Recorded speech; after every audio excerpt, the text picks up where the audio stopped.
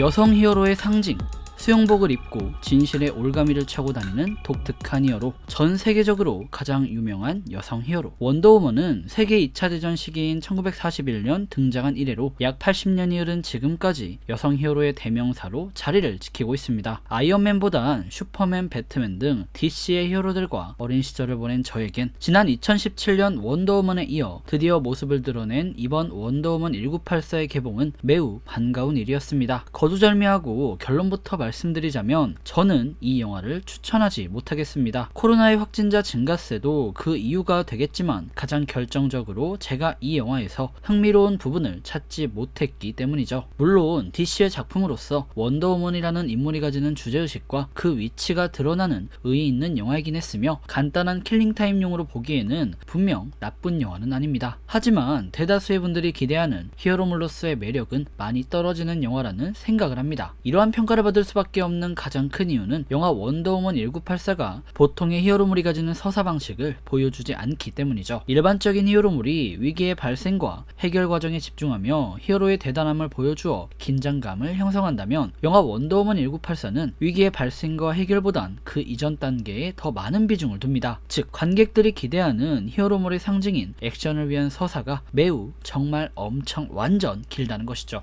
원더우먼이 악당을 퇴치하기까지 밟아야 하는 단계가 너무 많고 그렇게 힘들게 올라가 드디어 펼쳐진 액션씬은 그토록 기다렸건만 개미 발톱만 합니다. 마치 일출을 보려고 힘들게 산 정상에 올라갔는데 날이 좋지 않아서 해가 없는 상황인 것이죠. 이것이 영화가 지루하다는 평을 받는 이유일 겁니다. 스토리의 배경을 설명하느라 히어로 및 오락영화로서 정작 중요한 액션을 놓치고 있어요. 물론 이 부분이 불필요한 부분은 아니었습니다. 작품의 주제의식과 밀접하게 연결되기 때문이죠. 하지만 대중적인 영화를 기대한 저는 극을 보는 내내 몰려오는 하품을 참느라 힘들었습니다. 자세한 이야기는 줄거리를 잠시 소개하고 해보도록 하죠. 본 영상에는 리뷰를 위한 스포일러가 포함되어 있습니다. 주의하시길 바랍니다. 그럼 바로 시작하죠. Nothing good is born from lies.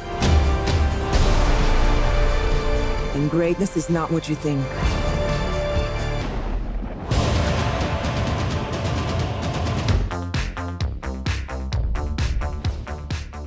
때는 1984년 미국. 우리의 원더 누나 다이애나는 고고학자로서 인간 세상에 숨어 살고 있습니다. 주변에서 위기가 발생할 때마다 원더우먼으로 변신해 지역의 치안을 지키는 멋진 누나죠. 어느 날 그녀의 직장에 바바라가 신입사원으로 입사하게 됩니다. 그녀는 보석 전문가였고 그다지 눈에 띄지 않는 외모와 성격 탓에 왕따가 되었죠. 그러던 중 밀반이 파려던 골동품들이 그녀에게 맡겨지고 거기서 바바라는 마법의 수정구동을 발견하게 됩니다. 우연히 바바라와 친해진 다이애나는 그 수정구동에 대해 귀띔해주죠. 소원을 빌면 이루어진다. 바바라는 소원을 빕니다. 자신도 멋있는 다이애나처럼 되게 해달라고 말이죠. 마법의 수정구동의 약발은 대단했습니다. 소원을 빌자마자 세상은 바바라 중심으로 돌아갔죠. 그런데 문제가 생깁니다. 마법의 수정구동의 정체를 알고 오랫동안 찾고 있던 석유사업가 맥스로드가 바바라를 꼬셔 수정을 훔쳐갔고 소원을 빈 것이죠. 그의 소원은 자기가 수정 그 자체가 되게 해달라는 것이었습니다. 이날 이후 사람들의 소원을 들어주며 그 대가로 원하는 것을 얻고 점점 세상의 지배자가 되어가는 맥스로드. 그는 위성전파를 송출해 전 세계인들의 소원을 동시에 들어주고 세상을 완벽히 지배하려고 합니다. 맥스로드의 계획을 막고 세상을 구하려는 원더우먼. 그런 그녀 앞을 다른 누구도 아니고 바바라가 막아섭니다. 원더우먼이 맥스로드를 막고 수정을 파괴하면 다시 왕따로 돌아갈까봐 하는 두려움 때문이었죠. 과연 원더우먼은 열등감 넘치는 바바라를 꺾고 맥스로드의 계획을 막을 수 있을까요? 영화 원더우먼 1984 리뷰입니다.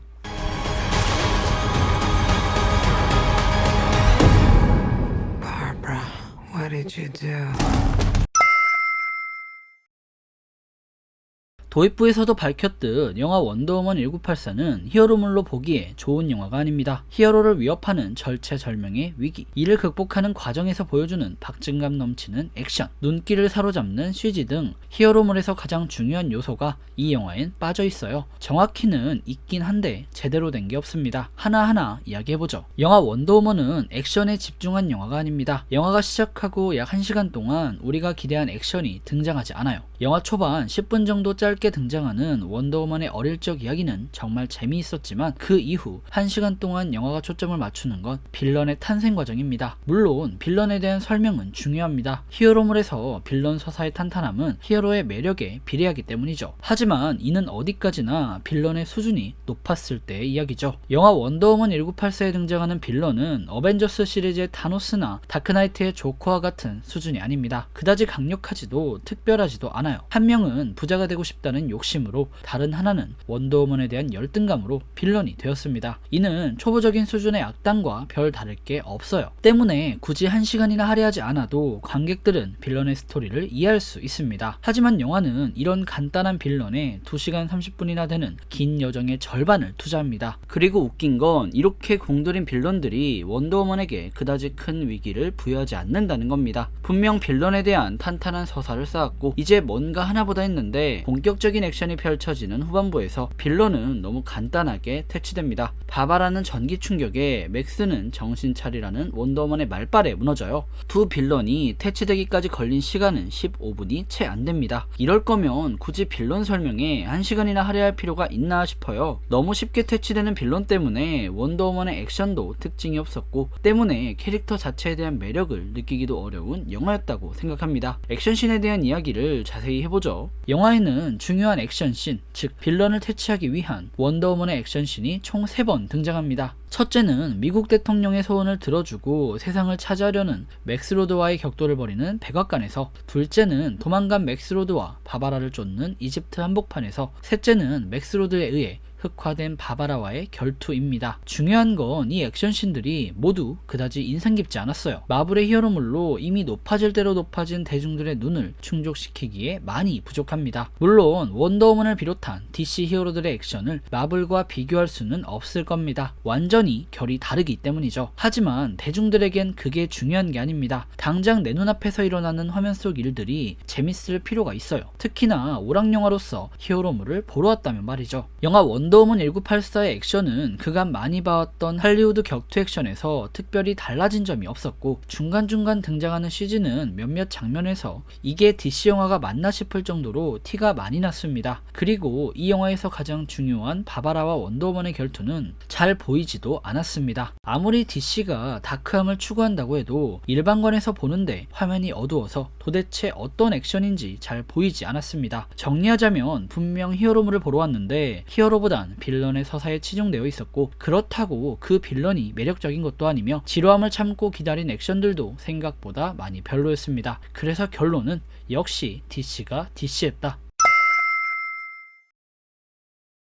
영화 원더우먼 1984, 분명 재미가 떨어지고 좋은 영화는 아닙니다. 하지만 그렇다고 해서 못 만들었다고는 못하겠습니다. 제가 생각한 게 맞다면 작품이 가지는 방향과 의의는 제대로 표현하고 있기 때문이죠. 영화 초반 원더우먼의 어린 시절 이야기에서 지름길을 탔던 어린 원더우먼에게 안티온의 장군이 말합니다. 진실되지 않으면 아무 소용이 없다고 말이죠. 즉, 이 영화는 처음부터 주제를 밝혔습니다. 진실과 진정함에 대한 이야기를 하고 싶다는 것이죠. 빌런인 맥스로드는 자기 인생에서 중요한 것이 무엇인지도 모른 채 경제적 성공만을 원했고, 이것이 자기 자신과 아들을 위한 길이라고 여겼습니다. 하지만 진실의 올가미에 묶이고 원더우먼에 의해 진실을 깨달았죠. 자기가 그토록 사랑하는 아들이 원했던 건 부자 아빠가 아니라 원할 때 옆에 있어줄 아빠라는 것을 말이죠. 원더우먼의 상징과도 같은 진실의 올가미, 거짓된 희망으로부터 악에 빠진 자에게 참된 깨달음을 전하는 원더우먼. 분명 영화는 처음부터 보여주려는 것들을 제대로 보여주었습니다. DC 히어로로서 원더우먼의 위치도 확실히 설명했죠. 빌런에 대한 서사가 길었던 것도 원더우먼이 표방하는 핵심 이념에 대한 설득력 때문일 겁니다. 정리하면 분명 방향성은 확실한 영화라는 겁니다. 하지만 문제는 이것이 얼마나 많은 대중들에게 설득력을 갖느냐겠죠. 기존의 원더우먼의 팬이 아니고 DC에 대해서 잘 모르며 원더우먼? 그거 히어로 무비 아니야? 볼 거나 없는데 그거나 봐볼까? 해서 영화를 보러 간 팡팡 터지고 부수는 박진감 넘치는 액션을 기대한 일반적인 대중들에게 영화가 보여주는 2시간 30분은 분명 최악의 시간이 되기에 충분할 겁니다. 영화 후반부 등장하는 부성애는 갑작스럽게 보일 것이고, 분명 액션 영화라고 했는데 예고편이 전부인 이 영화를 보며 많은 실망을 하시리라 조심스레 예상해봅니다.